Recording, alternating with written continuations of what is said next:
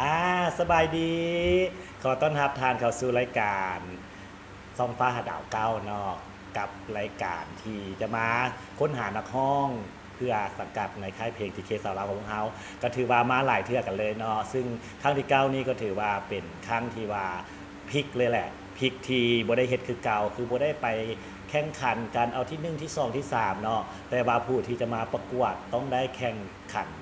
กับตัวเองเนาะ แข่งขันกับตัวเองจากบาทเก้าหนึ่งให้ไปฮอตร้อยนั่นเองเนาะแต่ละคนที่จะมาวันประกวดจะต้องสะสมคะแนนให้ถึงห้อยคะแนนถึงจะผ่านและก็ได้เป็นนักห้องนั่นเองเนาะอาจจะมาผ่านได้คนเดียวหรือว่าผ่านเป็นซิปเป็นซาวขึ้นกับท่านผู้ชมแล้วเนาะที่จะโหวตให้ข้าเจ้านั่นเองเนาะเพราะว่ากรรมการแม่นผู้ชมนั่นเองเป็นคนตัดสินนั่นเองเนาะแต่ละอาทิตย์พวกเราก็จะมีผู้เข้าร่วมประกวดแต่ละหมายเลขมาห้องเพลงให้ฟัง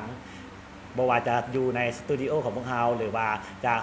ห้องผ่านคลิปโดยที่ว่าคนต่างแผงเพิ่นมาบ่ได้เนาะเพิ่นก็จะเอาคลิปลงซึ่งแต่ละคนก็สามารถติดตามคลิปต่างๆได้ทั้งเพจทีเคเอนเตอร์เทนเมนต์เด้อเพราะว่าตอนนี้นี่ก็มีหลายๆคนละที่ว่าคลิปแตกแสนวิวเนาะซึ่งเขาก็ประกาศไป3หมายเลขด้วยกันที่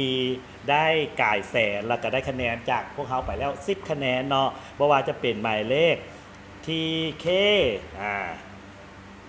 ที่เคน้องอรวยเนาะที่เค33อยู่ที่เมืองเฟืองพูนะแข่งเวียงจันทน์เพิ่นก็ได้ไปตอนนี้คะแนนของเพิ่นมา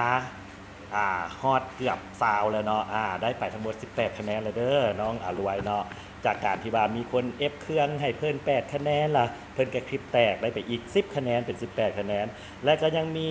หมายเลขที่เค007น้องไพจากแขวงไซสมบูรณ์ก็คลิปแตกเส้นเดียวกันเนาะ100,000วิวก็ได้ไป10คะแนนบวกกับคะแนนเก่าแม่น12คะแนนนั่นเองและคนที่3มาแบบไก่เลยเนาะพงศาลีเลยน้องสุ่มสี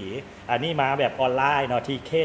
39คลิปเพิ่นก็แตกไปเส้นเดียวกันเนาะก็ได้ไปทั้งหมด10แล้วก็มีคะแนนสะสมอีก2คะแนนเป็น12คะแนนเด้อแล้วคลิปที่2ของเพิ่นนี่กำลังไต่ไปเนาะบัตรแตกแสนอีกก็จะได้ไปอีก10คะแนนนั่นเองเนาะลองเบิ่งว่าผู้ใดที่จะเป็นคนที่จะเป็นนักห้องก่อนหมู่เนาะแต่ว่าคะแนนนำตอนนี้เป็นสาวพรหัวพันเนาะเกือบ50คะแนนแล้วเนาะเป็นนำมาแล้วเนาะแต่ว่าสาวพรนี่ลึกลับขนาดโบยอมห้องเพลงให้ฟังเลยเนาะเล่นเน้นการขายอย่างเดียวเนาะเน้นการขายน้ำอย่างเดียวเลยเนาะขายไปได้หลายเติมเนาะเกือบ50คะแนนละอันนี้ก็จะเป็นอีกบาทกาวหนึ่งและคนสุดท้ายที่แตกนั่นก็คือมาใหม่เนาะแตกเป็นคนที่สี่ก็คือไอ้บ่าวทีเค004นั่นเองเนาะบ่าวคานจากแข่งหัวพานนั่นเองเนาะก็แตกไปเช่นเดียวกันเนาะแตกซาอยู่เนาะคะแนนเก่าเพิ่นมี5คะแนนละแตกไปอีกเนาะ10คะแนนได้ไป15คะแนนและนี่ก็คือผลของการสรุปคะแนนของแต่ละคนเนาะฉะนั้นมื้อนี้ก็มีผู้เข้าร่วมมาประกวด2ทานด้วยกันเนาะเป็นน้องใหม่และได้ข่าวว่าจะมีอีก2ทานเพื่อจะมาแก้ตัวอีกครั้งหนึ่งมารอบ2นั่นเองเนาะจะเป็นผู้ใดติดตามกันแล้วกัน แต่ว่าตอนนี้สำหรับผู้ใดที่ว่ากำลังติดตามชมก็สามารถที่จะกดไลค์กดแชร์ไปให้หลายๆเด้อมีไผ่ได้โอ้เข้ามา7คนแล้วเนาะหลายๆคนหลายๆคนก็ติดตามแล้วก็หลายคนก็ยังบ่เข้าใจกติกาของพวกเขาเพราะว่ามีคนถามมาเลยเนาะว่าเฮ็ดจังใดสมัครแนวใดเนาะไอ้ต้นก็ส่งเนื้อหาไปให้แล้วเนาะบางคนก็ส่งแต่คลิปมาแล้วก็บ่เว้าหยังเลยเนาะก็คือการสมัครของพวกเขาเป็นง่ายหลายทางออนไลน์เนาะสำหรับผู้ใดที่ว่าอยู่นครหลวงเวียงจันทน์และสามารถที่จะมาห้องสดอยู่นี้ได้เนาะเขาก็จะจัดงานให้อาทิตย์หนึ่ง2เทื่อเนาะอาจจะเป็นวันจันทร์วันพุธพฤหัสหรือว่าวันอาทิตย์แบบนี้เนาะแล้วเขาจะฮอตคิวแล้วเขาก็จะเชิญมาเนาะจะมาจากครั้งก็ได้เนาะเพื่อจะมาสะสมคะแนนแล้วก็มาห้องเพลงให้ฟังแล้วก็มีคอมเมนเตอร์มีการพัฒนามีการล้มกันหลายๆอย่างเนาะเพื่อจะฝึกทักษะต่างๆให้เป็นนักร้องที่สมบูรณ์แบบนั่นเองและอยู่ในนครหลวงนี่เพิ่นว่าได้เสียค่าทะเบียนบ่ได้เสียเนาะแต่ว่าจะเสียน้อยก่อนตั้งแผงย้อนหยังเนาะเพราะว่านครหลวงเพิ่นได้เดินทางมาเด้อเนาะได้เสียน้ำมันรถเฮาก็เลยเก็บเพียงแต่50,000กีบแต่ว่าการเก็บ50,000กีบบ่แม่นว่าเก็บแต่เอาแต่เงินเนาะจะได้สินค้าของเฮาไปนั่นก็คือน้ำดื่ม1แพ็คนั่นเองเนาะในมูลค่า40,000กีบนั่นเองให้ไปเลย1แพ็คเนาะเอาไปดื่มเอาไปกินเอาไปรีวิวเอาไปนั่นเอาไปนี่แล้วแต่เนาะเพราะว่าการที่เขาไปรีวิวการที่เขาเอาไปขายต่อมีอย่างเนาะจะเป็นคะแนนทั้งหมดเลยสะสมให้กับน้องๆเพราะว่า การที่จะเป็นนักห้องในยุคนี้จะต้องเฮ็ดธุรกิจไปน้ำเนาะจะต้องเป็นนักขายไปน้ำเป็นนักเว้าไปน้ำเป็นนักโฆษณาส่วนเสื้อที่ดี หรือเขาเอิ้นง่ายๆว่าต้องมีจุดขายนั่นเองเนาะจุดขายมันอยู่บอนใดจุดขายเป็นบอนที่ว่าคนให้ความสนใจแล้วเขาจับหยังก็เป็นเงินเป็นคำนั่นแหละเนาะจับอันนี้ก็มีคนอยากซื้อซอย จับอันนี้ก็มีคนอยากกินน้ำมีอย่างประมาณนี้เนาะนักห้องเดี๋ยวนี้จะต้องเก่งฮอบด้านเพิ่นว่าเนาะห้องเพลงเก่งอย่างเดียวบ่เอาเนาะมาบ่ต้องมาก็ได้เนาะเอาแต่ว่าห้องเพลงเก่งแล้วก็ต้องขายเครื่องเก่งแล้วก็ต้องแสดงเก่งต้องเก่งฮอบด้านนั่นเองเนาะจะบ่เก่งที่สุดก็ตามเนาะเขามาคอยฝึกมาพัฒนาน้ำกันเนาะไปเรื่อยๆให้มันสำเร็จลองเบิ่งดูว่าทรงฟ้าหาดาวเก้าสุดนี้จะได้นักห้องที่มีทั้งประสิทธิภาพแล้วก็คุณภาพไปพร้อมๆกันบ่เนาะรุ่นกันเบิ่งระยะเดเพิ่นว่าดนบ่นี่เบาบ่ได้เลยเนาะแต่ว่าจะให้สิ้นสุดภายในปีนี้เนาะเบิ่งไปเรื่อยๆกันเนาะเบิ่งคนต้องเบิ่งดนๆเพิ่นว่าเนาะเบิ่งไว้หลายมันก็อาจจะพลาดเบิ่งไปดนๆเนาะเฮาอาจจะได้เพชรเม็ดงามเข้ามาสู่วงการบันเทิงบ้านเฮาวันนี้มาตั้งแผงเด้ตั้งแผงนี่ก็จะสามารถสมัครได้เลยเนาะอยู่ต่างแผงต่างประเทศก็ถ่ายคลิปตัวเองห้องเพลงเนาะให้เห็นทั้งภาพทั้งเสียงเด้อบ่เอาแต่เสียงเนาะบางคนหันเอาแต่เสียงมาหรือว่าส่งรูปมาใบหนึ่งเนาะเอาทั้งภาพทั้งเสียงและหลังจากนั้นก็ส่งมาทางเพจของพวกเฮาหรือว่าทางเบอร์78783222ก็ได้เด้อแล้วก็จะเสียค่าลงทะเบียน100,000 กีบ100,000 กีบบ่แม่นเสียล่ะเฮาจะได้ส่งของขวัญแบบนี้ไปให้เด้อกล่องนี้จะมีสินค้าหลายอย่างเนาะโดยเฉพาะแม่มีน้ำดื่ม1ตุกน้อยอยู่นี่แล้วก็จะมีบ็อกเซอร์ของไอ้ต้นคูณไปแล้วก็จะมีอย่าง2-3อย่างเลยเนาะอยู่ในนี่เนาะแล้วแต่ว่าคุ้มแสนเนาะซ้ำกับเฮาซื้อสินค้าสวยทั้งค่ายนั่นเองเนาะราคาได้ส่งคลิปเข้ามาแล้วเขาก็อัพคลิปให้จ่ายได้เท่าเดียวเด้อหลายคนว่าบัตรส่งคลิป2คลิป3หันสิจะจ่ายอีกบ่เนาะจ่ายได้เท่าเดียวแต่ถ้าว่าท่านอยากได้สินค้าดีเอาไปใช้เอาไปดื่มท่านก็ซื้อเรื่อยๆเนาะเพราะว่าการซื้อเรื่อยๆหรือว่าให้คนอื่นซื้อช่วยนี่จะเป็นการสะสมคะแนนให้กับทุกคนให้ฮอดห้อยคะแนนนั่นเองอันนี้ก็ฝากกันไว้กันแล้วกันตอนนี้ก็ถือว่ามาฮอดหลายคนก็อาจจะอยากหับฟังเสียงเพลงกันแล้วเนาะว่ามื้อนี้จะมีผู้ใดมาแดเฮาจะมาพบกับคนทำอีกของมื้อนี้กันดีกว่าเนาะ ขอเชิญเลยเนาะหมายเลขใดขอเชิญน้องสายมาเลยเนาะ เข้ามาไล่สดกับไอ้ต้นเลยสบายดีเจ้ามาใกล้ๆเห็นตัวเองบ่ รอบ่ท่านผู้ชมแล้วหน้าตาดีเนาะแนะนำตัวเองให้ท่านผู้ชมมาได้รู้จักเด้อสบายดีเนาะท่านผู้ชมอันนี้มันชื่อคำเด็กอายุ25 ปีปัจจุบันอยู่บ้านทงปงแต่ว่าบ้านเกิดอยู่จำปาสักพุ่นจำปาสักนี่ถือว่าเสียงดีเลยเนาะน้องซิลิซิอเล็กบ่แม่นน้องอเล็กเนาะน้องอเล็กมาเฮ็ดมาอยู่เวียงจันทน์นี่โดนแล้วบ่6 ปีเฮาย้ายครอบครัวมานี่บ่หรือว่ามาเฮ็ดเวียกมาอยู่นำพี่น้องแล้วก็ศึกษาแล้วก็เฮ็ดเวียกนี่แต่บ่ทันได้สร้างครอบครัวแต่แปลว่าบ้านเกิดเฮาแม่นอยู่จำปาสักเลยอยู่เมืองใดบ้านใดเราทักทายเพิ่นเมืองสุขุมาแขวงจำปาสักคุณทางบัดพูจำปาสักได้บัดพูจำปาสักถือว่าอยู่ไกลเติบเลยเนาะสมมุติว่าเฮาสิไปเที่ยวจำปาสักนี่อยากแนะนำไปดินใส่หลายบ่อนเลยอันบัดพูจำปาสักเด่นเนาะที่เป็นเมืองมรดกโลกแล้วก็ปากซองมีปากซองไปตัดย่างบ่อยู่ปากซองแม่นบ่แม่ล่ะแม่นแล้วก็ไปพ้นสรอกซิลิ่งคือเขาขี่หั่นน่ะไปน้ำตกตัดฟังเจ้าเนาะอันนี้เป็นบ่าวปักเซแท้ๆล่ะถามน้องอเล็กได้ว่าที่ผ่านมาเฮาเคยไปประกวดห้องเพลงอยู่ไสผ่านมาบ่ประสบการณ์เคยอยู่เฮาเรียนอยู่วิทยาลัยเทคนิคปากปะสักได้เป็นตัวแทนของภาควิชาได้ขึ้นประกวด2เทื่อแต่ก็คือว่าถ้าประสบการณ์ยังบ่ทันอันนี้เทื่อยังบ่ทันได้แบบหมายว่าบ่ทันได้รางวัลจังซี่บ่ได้แต่ว่าเป็นตัวแทนของภาควิชาเพราะว่าอยู่ปากปะสักเขียนอย่าง3 ปีอยู่กับปากปะสักอยู่ในนครหลวงของพวกเฮาเนาะปัจจุบันนี้น้องได้เฮ็ดเวียกเฮ็ดการแล้วบ่ได้เฮ็ดจ้ะเฮ็ดอยู่ไสบอกได้บ่อยู่ ธนาคาร SCD ดา อ๋อเป็นไอ้บ่าวธนาคาร แม่นเป็นเดี๋ยวแม่ อยู่ภาคส่วนใดเขา อยู่บริหารอยู่ บ แอด ริ มิน หารห้วยแอดมินเนาะเอซิลิดาไอมีคนรู้อยู่หั่นไหน เนาะ ไออัศวินบอกอาจารย์ดวงอัศวินทินลำเซโบเบนบอกอะนะ หลงคนอยู่ธนาคารเอซิลิดาน่าเจ้าก็อยากคล้ายๆแต่ทางนั้นเลยเนาะ เพราะว่าเจ้าของวันนี้ถามก่อนว่าถามอีกคำถามหนึ่งก็คือเป็นจังใดการประกวดที่ไอ้ต้นเว้าไปต้นนั้นกับการแข่งขันกับตัวเองคิดว่ามันมีความยากหรือความง่ายกว่ากับแข่งขันกับคนอื่นบ่กับแบบไหน อันสำหรับน้องมาท่านใจเฮามักเนาะน้องมักได้ที่ผ่านมานี่น้องแบบว่าไปแบบว่าไปหานสถานที่บันเทิงแบบพบปะสังสรรค์กันดีนะแม่นต้องแบบว่าต้องได้ห้องหรือว่าต้องได้จับไม้เนาะเพราะว่าไปแบบนั้นมันใจมัก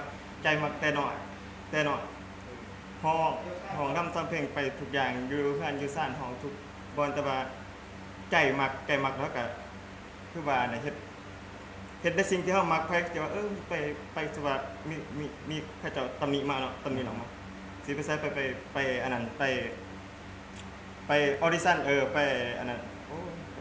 ย่านผู้ใดสิว่าจะได้ก็ว่าเฮามาผู้เดียวเฮาเฮ็ดผู้เดียวเฮ็ดโดยที่ว่าบ่ได้สร้างความเดือดร้อนให้ไผเฮ็ดในสิ่งที่ใจเฮามักเฮาก็เฮ็ดไปได้คิดบ่มากขึ้นมา เจ้าเนาะนี่ก็คือมือนี้น้องอเล็กสิเอาเพลงอย่างมาห้อง อันเป็นเพลงต่างคนต่างสับ ต่างคนต่างซ้ำเนาะ แม่ เพิ่นว่าติดตามอยู่เนาะโอ้คนเข้ามาหลายเลยเนาะ16 17ขอขอบใจหลายๆเด้อเพิ่นก็ว่าเด้อมื้อนี้ถือว่ามีคนเบิ่งหลายฮอด18คนผู้น่าขอบใจหลายๆเด้อบางว่าหลายคนสิรู้จักน้องอเล็กแล้วเนาะแล้วก็เอาเพิ่นไว้อ้อมอกอ้อมใจได้รหัสหมายเลขอย่างที่เคเท่าใด TK 40 40เบอร์เลขชื่อง่ายเนาะ40เด้อที่เค40อเล็กจากแขวงจากประสากเนาะจะมาห้องเพลงในต่างคนต่างซ้ำนั่นเองเนาะฉะนั้นตอนนี้ให้น้องอเล็กไปเตรียมตัวห้องเพลงกันเลยเนาะอยู่ถึงเวทีของพวกเราเด้อเจ้ามาอยู่เนาะแต่น้อยน้องอเล็กเพิ่นจะมาห้องเพลงต่างคนต่างซ้ำให้ฟังมาฟังเสียงเพิ่นน้ำกันและมื้อนี้เฮาก็ต้องมีแขกรับเชิญพิเศษเนาะมาเป็นคอมเมนเตอร์หลังจากอเล็กห้องแล้วเพิ่นสิมาวิพากษ์วิจารณ์หรือว่ามาซื่นมาสมหรือบอลหรือเนาะจะแม่นไผตอนนี้เพิ่นนั่งฟังก่อนละมื้อนึงอเล็กห้องแล้วเฮาจะมาให้เพิ่นได้คอมเมนต์คนที่2ต่อกันเลยดีกว่าขอเชิญมาเลยเนาะอีกคนนึงเด้อเชิญเลยน้องเข้ามา เขาจะสัมภาษณ์ไปเมื่อทุกคนก่อนเนาะแล้วเขาจะให้ห้องรวบกันบัดเดียวเลยเนาะมันจริงได้บรรยากาศที่แบบต่อเนื่องเนาะแต่ละคนก็มีสไตล์ที่แตกต่างกัน อันนี้จะเป็นบ่าวเหนือหรือบ่าวใต้หรือว่าบ่าวทางภาคกลางเนาะสบายดี สบายดี อ่ะ สบายดีน้องเองซื้อบุญคงที่นำแห้งหรือบุญคงสลอกมาจากบ้านสลวงเมืองไซของไซเป็นคนสมพกกมุกแต่ว่าจุดประสงค์ที่ว่ามานี่ก็อยากหาประสบการณ์มาสอบคำแนะนำเนาะ เจ้าน้องบุญโคงมาแต่แขวงอุดมไซ โดย แขวงอุดมไซนี่ก็มีหลายคนได้มานะเป็นส่วนเขาขมูเอก โดยมาแล้วสมพกกมุก ที่ผ่านมานี่เคยไปประกวดอยู่ใส่มาบ่เรื่องเกี่ยวกับการร้องเพลง ที่ผ่านมาเนี่ยเคยไปประกวดอยู่ซีเกิร์ดหน่วยอาหารแต่ว่าไม่ได้เข้าห้องเพิ่นแล้วก็เป็นอย่างสู้ต่อไป สู้ต่อไปเนาะมามือนี้เป็นเวทีที่เขาเปิดโอกาสนั่นเองเนาะดีแต่ว่าน้องมาอาศัยอยู่นครหลวงนี่ด่วนละบ่ มาอาศัยอยู่นครหลวงแต่ปี2017มาเฮ็ดเวียก โดย แต่ว่า ปัจจุบัน มาเฮาปัจจุบันนี้แต่ว่าครอบครัวพ่อแม่จนใหญ่เฮาก็อยู่อุดมไซพุ่นบ่ แมนครอบครัวไอเอ็นน้องอยู่ตรงแสนนี้มาเฮ็ดเวียก โอ้เพิ่นกำลังเบิ่งอยู่บ่เนี่ยทักทายกันดู สบายเลิกยงมาแต่แฮมสกีก่อนยอห้องเพลงในเมืองฝากอันเสียก่อนเด็กแน่ อันฮู้บ่ว่าที่เคสสาวลาวเฮาก็เฮ็ดเพลงสุนเผาคือกันเด้เพลง โดย คุมอืม โดย เพลงคุมบอกคุมโมนี่กันดังเติมได้เนาะมื้อนี้สิห้องเพลงขโมกบ่หรือเพลงเราลูก มื้อนี้น้องเอกสิห้องเป็น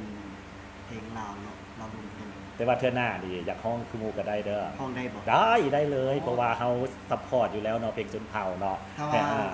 ว่าฮู้ว่าห้องไปกนูได้ห้องไปกนูแล้ว แม่นแต่ว่าต้องมาหลายๆเทื่อเพราะว่ามาแต่ละเทื่อนี่จะ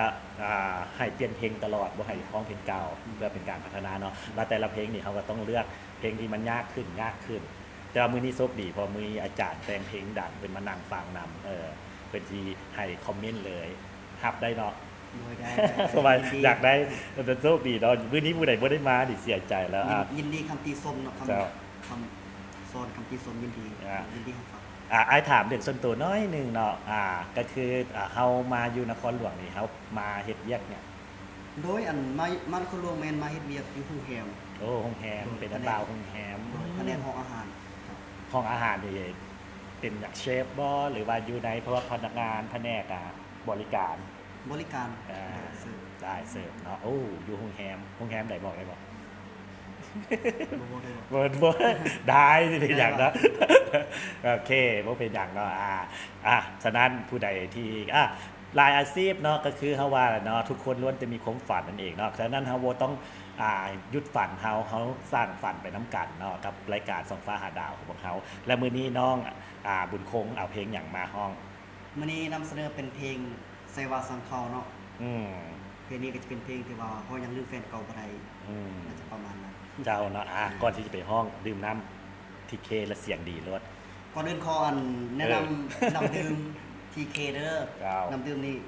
เย็นแซ่บเนาะถ้าว่าเฮามีงานมีหยังก็สามารถสั่งได้เนาะสั่งนำลูกโคงได้ อืม เสนอให้ เพราะว่าถ้าว่าสร้างกับบุญคงนะคะแนนที่จะที่ผู้ที่ซื้อหันจะได้น้ำไปเนาะแต่ว่าคะแนนจะเป็นของบุญคงนั่นเองถ้าว่าอยากช่วยบุญคงให้ได้เป็นนักห้องไวๆกะสร้างน้ำเพิ่นหลายๆเนาะก็บ่แม่นว่าโอ้ต้องเอามาบักหลายๆเนาะเขากินน้ำทุกมื้ออยู่แล้วเนาะอาทิตย์หนึงอาทิตย์หนึงสร้างเทื่อนึงบ่เมิดแล้วก็สร้างเมิดแล้วก็สร้างไปเรื่อยๆหั่นนะประมาณนี้เป็นการช่วยน้องๆเนาะเพราะว่า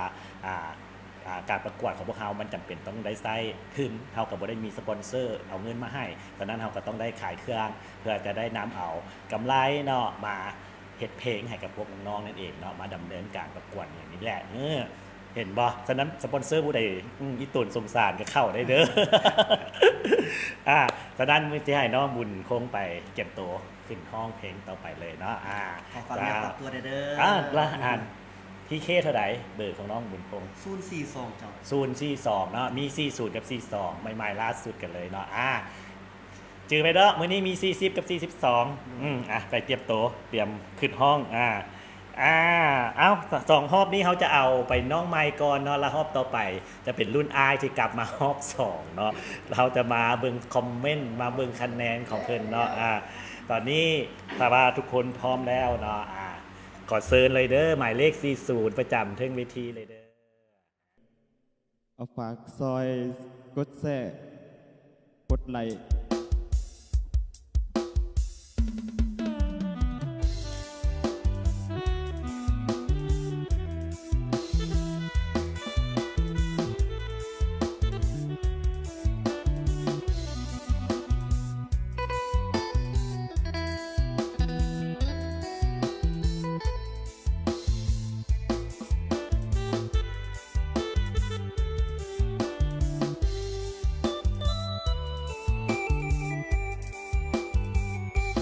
มีแฟนสองคนสับสนบุญวายเดือเกินมีทางสองเส้นให้เดินสิเดินทางใดนอนี้ถ้าหากจะแต่งสิแต่งกับคนไหลดีแสนทุ่มใจเต็มที่มีใจหาทั้งสองคนแฟนคนหนึ่งจนแต่เป็นเศรษฐีน้ำใจช่วยเหลือให้กำลังใจน้องเป็นคนดีเรือรนส่วนคนที่สองทุ่มเงินบ่ให้ขาดสนช่วยเหลือเมื่อยามยากจนหน้ามนต์เจ้าดีทั้งสองแต่งกับคนนั้นย่านคนทางนี้เสียใจต้องตัดสินใจอำนาจนางทั้งสองต่างคนต่างซ้ำอยู่ที่ตามเดี๋ยวหน้าเนื้อทองความหาเคยมีต่อน้องให้นางถือเป็นความฝันขอเอ่ยคำดาลานางดาแฟนสองคนขอลาก่อนเดินหน้ามุนศาสตร์หน้าจึงค่อยพบกันคิดถึงยามใดอายห้องให้เศร้าจ้าวันอวยพรทั้งสองคนนั้น ให้ได้แฟนที่ดีกว่าอาย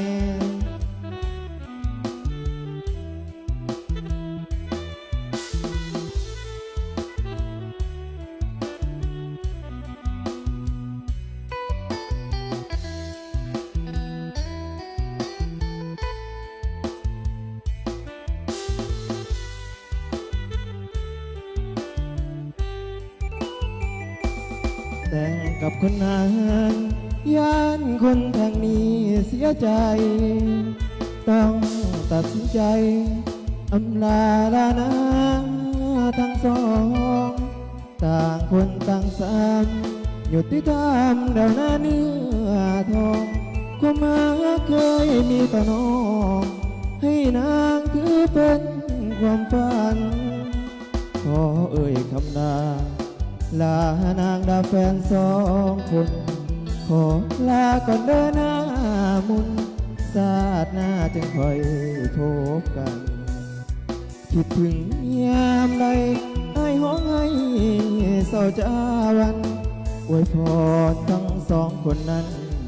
ให้ได้แฟนที่ดีกว่าอาย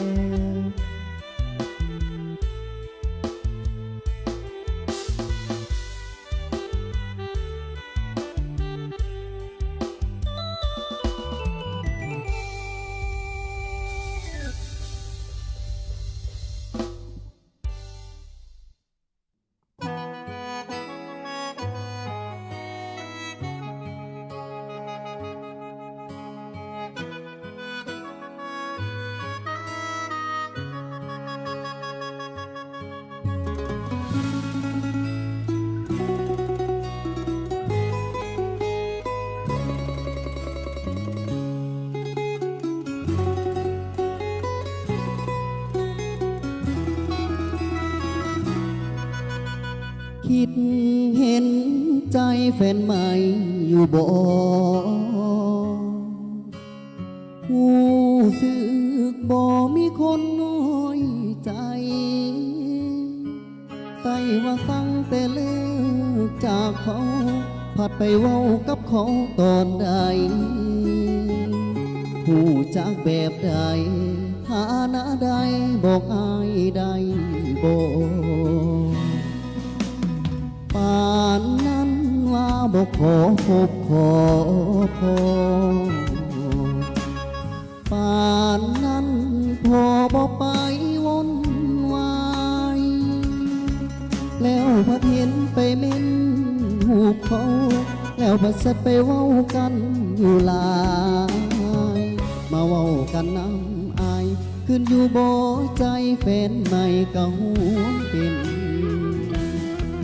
บ่คือโดกมาโบว่าอายสถานะใดก็บ่ต้องไปเว้ากัน แล้วคันอายไปเฮ็ดจังสันเจ้าหับได้บ่หักกันหลายผัดเลิกเห็นยังคือบ่เว้าคือบ่คบกันโตคบกับอายแล้วก็ควรพอบ่ต้องเว้านำเขาคือสิบ่มีไผอยากให้แฟนไปเว้ากับแฟนเก่าใส่ว่าสังเขาผัดกลับไปเว้ากับเขาตอนใดคันบ่ได้คิดหยังผัดคือต้องกลับไปเว้ากันไหมคันเป็นอายเจ้าสิคิดจังใดหรือว่าเจ้าหับได้คันไอ้เฮ็ดจังสิ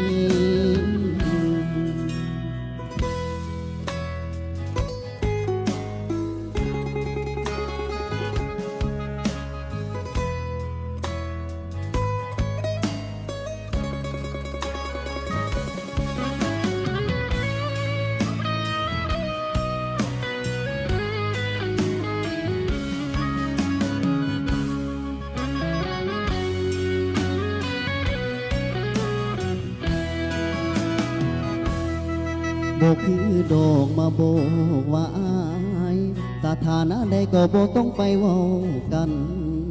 แล้วคันอายไปเฮ็ดจังสันเจ้าหับได้บ่หักกันหลายผัดเลิกเห็น คือบ่เว้าคือบ่คบกันโตคบกับอายแล้วบ่ควรพอบ่ต้องเว้านำเขา มันบ่มีไผอยากให้แฟนไปเว้ากับแฟนเก่าใส่ว่าสังเขาพัดกลับไปเว้ากับเขาตนใดคันบ่ได้คิดหยังพัดคือต้องกลับไปเว้ากันไหมคันเป็นอายเจ้าสิคิดจังใดหรือว่าเจ้าหับได้คันไอเฮ็ดจังสิคันเป็นอายเจ้าสิคิดจังใดหรือว่าเจ้าหับได้คันไอเฮ็ดจังสิ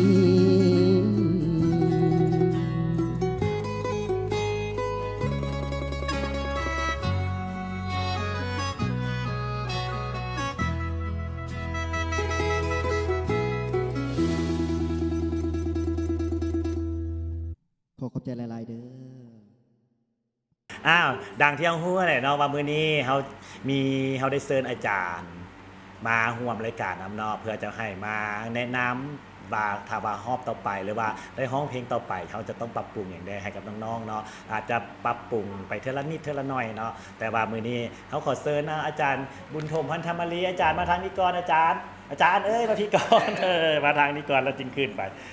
เนาะขอต้อนรับสบายดีอาจารย์ สบายดี ว้าวบ่เห็นโดดนั่นนี่เด้อหลายคนขึ้นฮอดอาจารย์เนาะใกล้ๆนี่กล้องอยู่พุ่นเนาะ อ๋อสบายดี เดี๋ยว เนาะ นี่ใกล้ไฟเนี่ยอาจารย์แห่งมืด หน้ามืด นี่ครับ หน้ามืดตามัว สบายดีเนาะสำหรับเอิ้นว่า